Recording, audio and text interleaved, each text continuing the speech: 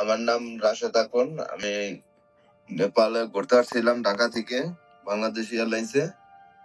আমাদের ফ্লাইট ছিল গতকালকে 3টা বাজে। যখন আমাদের ইমিগ্রেশন শেষ তারপরে ফ্লাইট বন্ধ হয়ে গেছে এয়ারপোর্ট। তারপর থেকে বাংলাদেশ এয়ারলাইন্সে আমাদের সাথে কোনো যোগাযোগ করে নাই। একবার যোগাযোগ করে দুপুরের খাবার দিছে সন্ধ্যায় 6টার দিকে। তারপরে আর সারা রাতে ওনারা কোনো খোঁজ খবর নেয় নাই।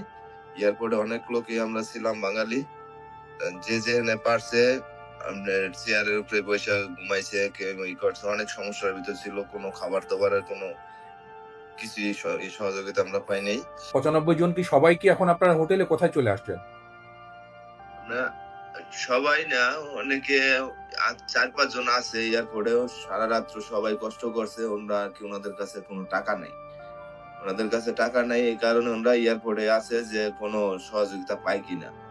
আর যাদের কাছে মোটামুটি টাকা পয়সা আছে তারা অনেকে বেরিয়ে গেছে, যার যার মতে অনেক হোটেলেই আর কি তারা করছে।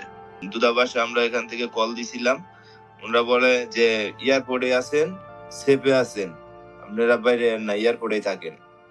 পরে বললাম যে খাবার দাবার নাই, তাহলে কিভাবে এতটি মানুষ এয়ারপোর্টে থাকবে, কোনো সার্বিক সহযোগিতা নাই বলছি, পরে ফোন কেটে দিছে।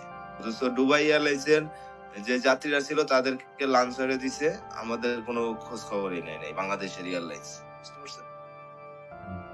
এখন আপনারা কি চান সেটা বলেন। না, আমরা তো চাইতেছি যে আমাদেরকে এখান থেকে যে কোনো বিনিময় জানি ফ্লাইট করে বাংলাদেশে নেওয়া হয়, বিশেষ কোনো সার্বিক সুযোগ নিয়ে। আপনারা যে হোটেলে আছেন এইটা হোটেলটা কি এয়ারপোর্টের কাছাকাছি?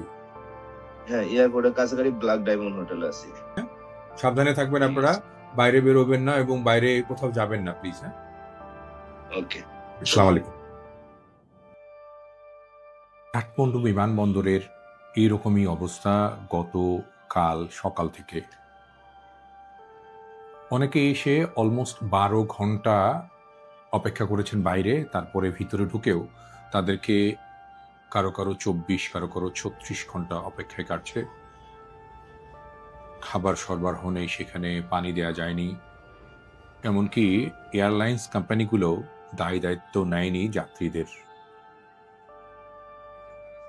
মধ্যপ্রাচ্যের এক দুইটি ফ্লাইট তাদের যাত্রী নিয়ে চলে গেছে, কিন্তু বাংলাদেশিরা এখনও রয়ে গেছেন সেখানে। এয়ারপোর্টের মধ্যেই অনেকে এসছেন, কারণ অনেকের ভিসার মেয়াদ ফুরিয়ে গেছে এবং সাথে নেওয়া টাকাও ফুরিয়ে গেছে।